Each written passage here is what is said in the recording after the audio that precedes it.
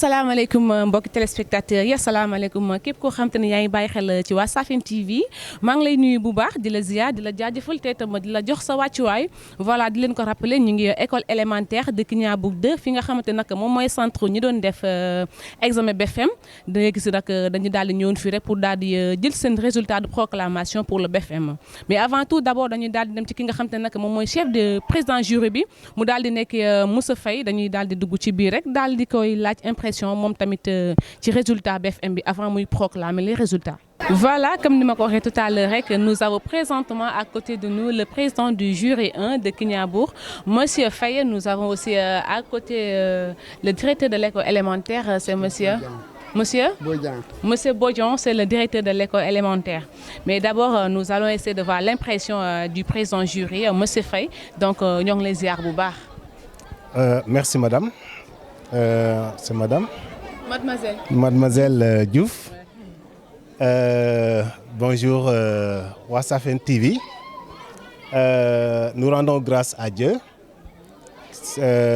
parce qu'il nous a gratifié de sa grâce infinie, ce qui nous a permis depuis mercredi d'être là en mission pour l'examen du BFM. Et depuis lors, vraiment, tout se passe dans les règles de l'art. Donc, au départ, on avait demandé à Dieu de nous outiller suffisamment pour pouvoir mener à bien cette mission. Il a accepté notre prière et nous sommes vraiment au terme de la première étape, c'est-à-dire la délibération et la proclamation du premier tour. Et dans l'ensemble, nous avons travaillé dans de très bonnes conditions, dans une ambiance bon enfant, et les collègues ont travaillé avec beaucoup de professionnalisme. Donc vraiment, c'est une impression de satisfaction. C'est une impression également de joie d'avoir accompli la mission qui était la nôtre. Donc je profite juste de l'occasion pour remercier toute la commission qui était à ma disposition, remercier le secrétariat à la tête duquel il y a le directeur de l'école qui est là, M. Bodian, mais aussi remercier les populations de Kignanbour qui nous ont réservé un accueil exceptionnel et qui nous ont permis de travailler dans d'excellentes conditions. Je vais également remercier les élèves qui ont pu travailler dans la discipline. Et aujourd'hui, c'est une denrée rare, la discipline. Mais à Kignanbour, quand même, la remarque principale, c'est que les élèves sont disciplinés. Et ça, vraiment, les parents doivent en être donc remerciés. Là, mon directeur école élémentaire, donc lui aussi, on va essayer de voir son impression vis-à-vis les correcteurs, vis-à-vis le président du jury, mais aussi vis-à-vis des élèves. Monsieur Nyonglenu Boubar. On est très heureux d'accueillir la commission ici. Comme l'a dit le président du jury, tout s'est bien passé par la grâce de Dieu. Et nous remercions tout le monde. Nous remercions les professeurs, les membres du jury et nous remercions aussi la population de l'accueil qu'elle a bien voulu réserver à la commission. Ça nous fait vraiment plaisir. On dirait même qu'elle l'a fait pour nous. On est très contents et aussi les résultats. On souhaite aux élèves une bonne continuation. Ceux qui n'ont pas réussi cette année, ce n'est que partie remise. Qu'ils n'ont qu'à revenir travailler. L'année prochaine, ça va aller. Donc, nous souhaitons à tout le monde une très bonne journée et bonnes vacances aux élèves qui sont admis. Merci. Merci beaucoup. Merci. C'était le directeur de l'école élémentaire de Kignanbour. Vraiment, mu nekk kàddu yi am solo lool tamit vis-à-vis de ses élèves. Kon nag monsieur ñoo ngi lay jaajëfal bu baax a baax a baax. Encore une fois, on te remercie. dañuy daal di dem ci ki nga xamante ne nag moom mooy président des parents d'élèves de Kignanbour. Voilà ñu koy daal di nommé monsieur Djibril Diouf à l'honneur kon nag tonton ñoo ngi lay ziar bu baax. maa leen di ziar yéen itam. delloo ziar. yàlla def jàmm. alhamdulilah. waa tonton tey nag dañu ñëwoon fii nii jël ci résultat des élèves de troisième mooy BFM bi. léegi nag ñu bëggoon xam votre impression vis-à-vis des élèves vis-à-vis les résultats et autres. am yaakaar rek xam ne xale yi yaakaar naa ci ñoom parce que ni ma leen gisee def nañ dara góorgóorlu nañu ndax maa ngi leen di suivre depuis CM ba fii donc je crois que yàlla mën na def mu baax. amiin voilà. ok. kon nag yàlla na bu yaakaar tas président c'est je vous le rappelle ah c'est le président des parents d'élèves de Guignambour voilà kon nag mu joxe impression moom tamit nee na am na yaakaar ne résultat yi dina baax kon nag dañuy daal di jàll si ñeneen ñi rek ñoom tamit ñu xool seen impression tonton ñoo ngi lay ziar ñoo ngi lay jaajëfal bu baax. jaajëf yéen itam jërë ngeen jëf. merci beaucoup. voilà ma daal di dugg ci élèves yi rek laaj leen situation bi ni ñu ko dundee Aïcha na ngeen def. yéen a ngi noos xam nga lan laa bëgg a xam maanaam situation bi nan ngeen koy dundee Aminata. émotion bi émotion bi de ah ndeysaan nee na émotion bi la mënul wax masta xoolal yéen ñëppay am xoolal bu kenn tiit dégg ngeen na bu kenn tiit noo ko dundee. metti na rek. metti na de ah masta am nga yaakaar ne di nga am. incha allah yal na ko yàlla waaw yal nañu yàlla may ñëpp d'office. amiin ma waaye leen tamit li ngeen di daw lii mbaa jàmm yow kaay ñëwal waa li lan tamit waa kaay leen da ngeen a tiit waa wax leen ca kaw da ngeen a tiit ah da ngeen tiit massa coono bu kenn tiit yéen ñëppaay am dégg ngeen. sëñ bi maa ngi lay ziar. delloo ziar. c'est monsieur comment. Sissoko. oui. correcteur. Voilà ça fait l'occasion. donc situation bi ak correction bi nan nga gisee élèves yi est-ce qu'ils sont rigoureux travailleurs et autres. oui dans l'ensemble góorgóorlu nañ même si tout ne peut pas être parfait mais ça va dans l'ensemble quoi. alhamdulilah dans l'ensemble am nga yaakaar am nga njortu ne résultat dina baax quoi. waaw dina baax. non pour li non dina baax moom loolu am naa si. mais nag bon si pourcentage yi moom bëgguma ci dugg. waaw maîtriser wu ma ko quoi. waaw d'accord Aïcha baax na kon nag ñu souhaiter leen encore une fois bonne chance rek. Merci. C'est mon matière. Oui. J'aime bien. J'aime bien l'anglais. I can speak English. Okay. I speak very well. All right. It's depending on to do the interview in English. But I can just do myself. All right. I can just do myself, but I cannot speak very well. So you must be fluent. Revenons à nos moutons. Sinon yow danga may gagner. Naka situation bi. Oui, ça va alhamdulillah quoi. On a géré quoi dans l'ensemble. Naka sama matière bi nag. Oui, vraiment ça a été parce que bon c'est une matière c'est une langue étrangère. Ouais. Et de nos jours les élèves bon vraiment dañ koy négliger. Te dafa nekk bridge parce que ku bëgg a tukki anglais ngay jàng quoi. Je pense langue internationale. Okay, it is the first international language. All right. So you must master English if you want to to travel and to do money business. You're very right. All right. But Donc I can non je comprends pas. Je peux pas en dire plus. OK, Voilà. c'est ça. Maintenant mais on sent que c'est une bête noire pour les élèves. Mais on a essayé vraiment de joindre les deux bouts avec l'oral parce que l'oral quand l'élève se présente, je pense qu'on peut faire quelque chose pour lui quoi. C'est ça, mais dans l'ensemble je pense que c'est bien quoi. OK kon nag yàlla na bu yaakaar tas. yàlla na résultat yi baax pour ñëpp. SP. Oui. Oh, PC. Sciences physiques, oui. Sciences physiques. OK, je vois. Comment c'était avec les résultats aussi, les corrections, avec les élèves aussi, comment c'était dans l'ensemble? Enfin, tout ce que j'ai voté, le sujet a été très facile, très abordable. Ce n'était pas difficile, il y avait beaucoup de questions de cours, donc peu de résolution de problèmes. Donc c'était un sujet vraiment adapté au niveau des enfants. OK, vous pensez que les élèves peuvent en sortir avec les questions de cours surtout? Surtout. En tout cas, ce n'était pas du tout difficile. Un élève qui a appris ses leçons du début à la fin peut vraiment s'en sortir. OK, d'accord. Donc comment vous trouvez les résultats de manière générale, l'anglais, français, SVT et tout? Enfin, j'ai pas lu les autres, parce qu'il faut le dire. Les enfants savent plus que moi, surtout en anglais. En SVT aussi, je ne suis pas très calée. Oui, ça c'est vrai. Mais quand même, vous avez une bonne impression que les résultats seront bons quand même. J'espère toujours, l'espérance est permise, non? Oui, voilà, oui, on espère. On a le droit d'espérer. C'est pas nous qui définissons les résultats, donc on a qu'à espérer. Voilà, on espère. OK, merci madame. Aïcha dañuy daal di continuer suñu interview ma daal di gis ki nga xam te nag parent d'élève la moom mi bàyyi ay yitteem ma daal di ñëw ba école rien que pour jël ci résultat élèves yi kon nag dañ koy bàyyi moom tamit mu daal di joxe impression ci examen bi papa ñoo ngi lay ziar bu baax.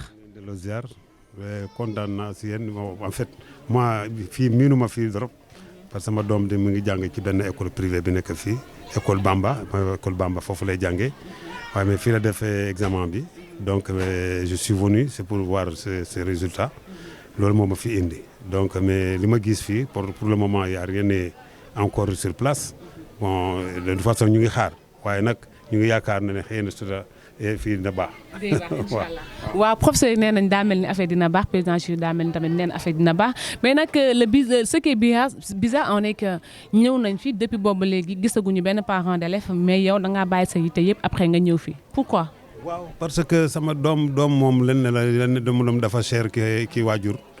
sa doom sama doom bi dafa am tuuti benn espèce de feebar bu xaw ko gàllankoor tuuti parce que dermato la te je crains qu'elle vienne ici pour que je ne sais pas comment examen moom am la wala ñàkk loolu bon yenn situation yi mënu ko supporter directement il fallait que man ma ñëw xool ko pour vraiment sauvegarder que sa santé loolu moom ba tax a ñëw fii. macha allah Aïcha kon papa yàlla na yàlla def jàmm yàlla na yàlla def li gën Aïcha nag ñu daal di leen ñaan ñoom ñëpp ku ci nekk yàlla na la yàlla may ba BFM bi mu nekk tamit li gën ci yow kon papa ñoo ngi lay jaajëfalaat bu baax a baax a baax. kontaan naa trop si yéen vraiment ça c'est très bien ce que vous êtes en train de faire là je le salue très bien kontaan naa ki yal na la yàlla dolli sutura ki yéen élèves yi tam yi fi ñëw. am yaakaar yàlla bañ a tas yaakaar mais su olof bi demeewul noonu parce que soose la xam nga. man mi tamit séeréer la olof bi demeewul noonu kon dañuy xoolal dañ koy daal di jaxase rek. yaa ma gën a dégg olof. ay ca papa ñoo ngi lay jaajëfal bu baax a baax a baax. Nous remercions le bon Dieu de nous avoir donné la possibilité de mener à bien la mission qui était la nôtre, celle d'administrer donc les épreuves du BFM au centre de Kignanbour. Nous arrivons au terme de la première étape, à la proclamation des résultats du premier tour. Je voudrais m'adresser aux enfants. C'était certes une compétition, un examen. Il fallait donc compétir. La vérité est que tout le monde pouvait passer. Dieu pouvait faire de sorte que tout le monde passe. Mais ça ne se passe pas comme ça tout le temps.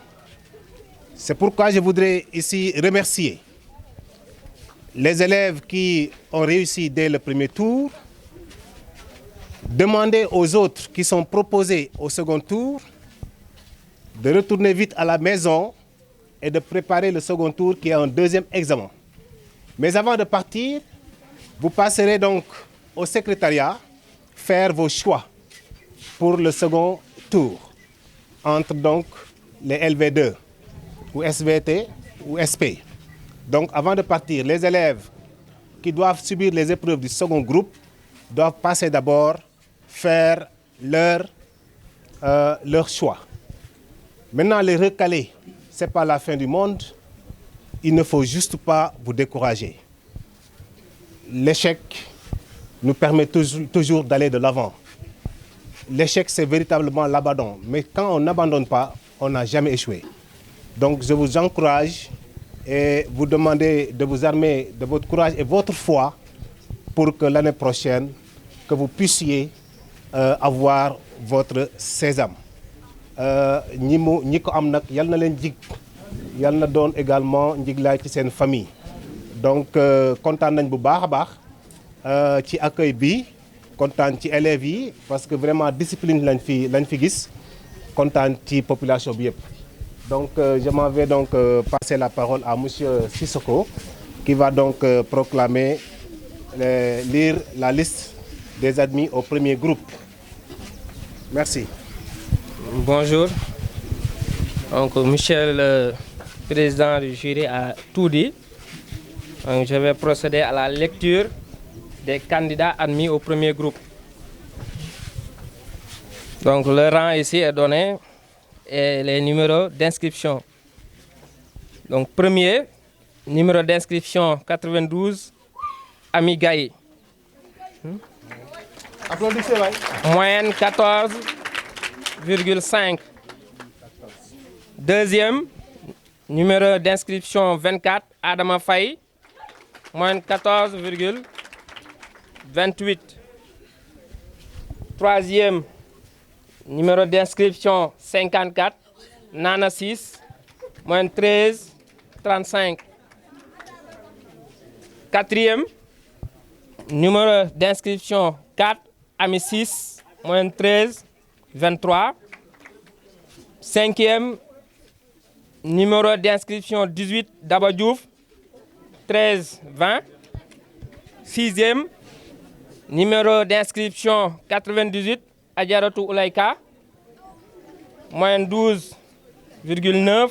Septième, numéro d'inscription 12, Mohamed Chilaou John. L'école, ok.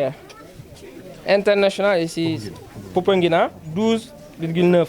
Septième, numéro d'inscription, bon, septième, oui. Huitième, numéro d'inscription 19, Elage Diouf, CM Kinyabour, 12,23. Neuvième, numéro d'inscription 20, Mam Maïmono Diouf, CM Kinyabour, numéro d'inscription 12,14. Oui, moyenne 12,14. Dixième, Binta Martin Sarr, International, Popenguine, moyenne 12,04. Onzième, Abibou Diouf, numéro d'inscription 14, CM Kinyabour, moyenne 12. Douzième, numéro d'inscription 42, Adama Sow, CM International de 11, EIP, 11,9. 13e, numéro d'inscription 94, Aya Nima Boudjabi, EIP, 11,28. 14e, numéro d'inscription 59, Seynou Boudja, EIP, moins 11. 15e, numéro d'inscription 21, Moussa Diouf, CM Kinyabour, 10,95. 16e, numéro d'inscription 30, Awanyon, CM Kinyabour, 10,76. 17e, numéro 23, Abou Faye, CM Kinyabour, 10,71. 18e, numéro d'inscription 80, Malik Faye, CL, CM, candidat libre, CL, CM Kinyabour, 10,66. 19e, numéro d'inscription 3, Aliou 6, CM Kinyabour, 10,57. 20e, numéro d'inscription 13, Abi Diop, CM Kinyabour, 10,52. 21e, numéro d'inscription 90, Rokhaya Faye, CM Kinyabour, 10,47. 22e, numéro d'inscription 15, Ablaye Diouf, CM Kinyabour, 10,28. 23e, numéro d'inscription 34, Nayami Sek, CM Kinyabour, 10,04. 24e, numéro d'inscription 2, Abdoulaye 6, CM Kinyabour, 9,95. 25e, numéro 131, numéro d'inscription, Mariama Chandoum, CM Kinyabour, 9,90. 26e, numéro d'inscription 17, Astou Sadio Diouf, CM Kinyabour, 9,85. 27e, numéro d'inscription 39, Mohamed Sen, CM Kinyabour, 9,71. 27e, numéro d'inscription 41, Khadijatou Senghor, CM Kinyabour, 9,71. 29e, Demba Ndiaye, CM Kinyabour. Numéro d'inscription 29, Demba Ndiaye, CM Kinyabour, 9,66. 30e, numéro d'inscription 133, Khadijatou Diop, EIP, 9,61.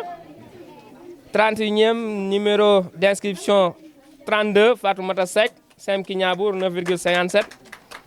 32e, numéro d'inscription 84, Oumi Faye, CM Kinyabour, 9,57. 32e, numéro d'inscription 123, Amadou Sen, CM Kinyabour, 9,57.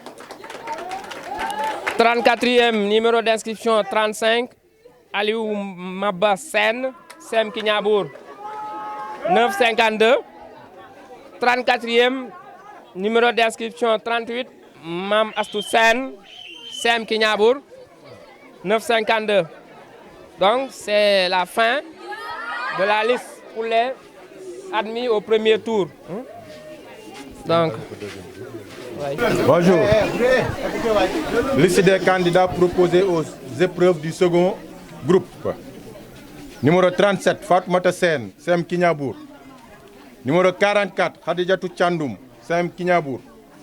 Numéro 58, Modou Kouradja, CM Kignanbour. Numéro 5, Fatou 6, CM Kignanbour. Numéro 31, Amindour, CM Kignanbour. Numéro 70, Ramatoulaye Diouf, CM Kignanbour. Numéro 22, Abdou Faye, CM Kignanbour. Numéro 8, Seynabou 6, CM Kignanbour. Numéro 111, Abdou Ngom, CM Kignanbour. Numéro 45, Rokhaya Tchandoum, CM Kignanbour. Numéro 49, Louise Igouma Boubane, international. 52, Aliou 6, CM Kignanbour. 62, Aliou Diouf, CM Kignanbour. 132, Adja Marem Thiaw, CM Kignanbour. 25, Babacar Faye, CM Kignanbour. Numéro 48, Ousmane Ba, international. 36, Amis Sen, CM Kignanbour. 67, Mam Ami Diouf, international. 75, Aliou Faye, CM Kignanbour. Numéro 88, Rokhaya Faye, CM Kignanbour. 113, Ismaël Ngom, CM Kignanbour. 118, Astou Seck, CM Kignanbour. Numéro 1, Fanta Kamara, CM Kignanbour. 76, Aminata Faye, CM Kignanbour.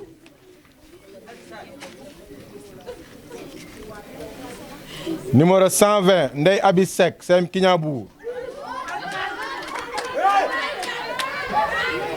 Numéro 10, Khadijatou Diallo, CM Kignanbour. Numéro 50, Lassana Kamara, CM Kignanbour. 43, Kodou Tchandoum, CM Kignanbour. Numéro 6, Mbass 6, CM Kignanbour.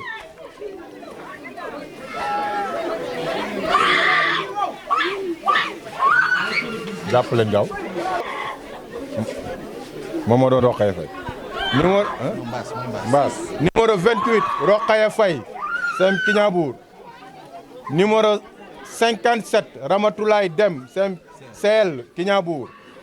Numéro 33, Mamadou Seck, CM Kignanbour.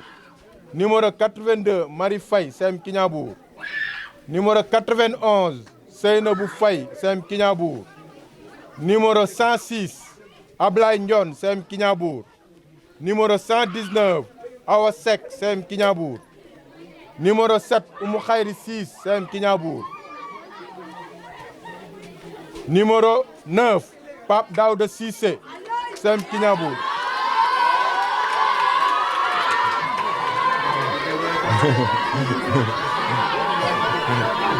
Numéro 16, Ami Kolle Diouf, CM Kignanbour. 55, Ndele 6, international. 60, Mohamed Ndion, CM Kignanbour. 64, Djibril Diouf, CM Kignanbour. 73, Abbas Faye, CL, CM Kignanbour. 83, Moussa Faye, international. 93, Awa Ning, CM Kignanbour. 105, Ndiaga Ndiaye, CM Kignanbour. 124, Awa Sen, CM Kignanbour. 126, Maretou Sen, CM Kignanbour. Arrêtez la présente liste à 48 candidats. Je vous remercie.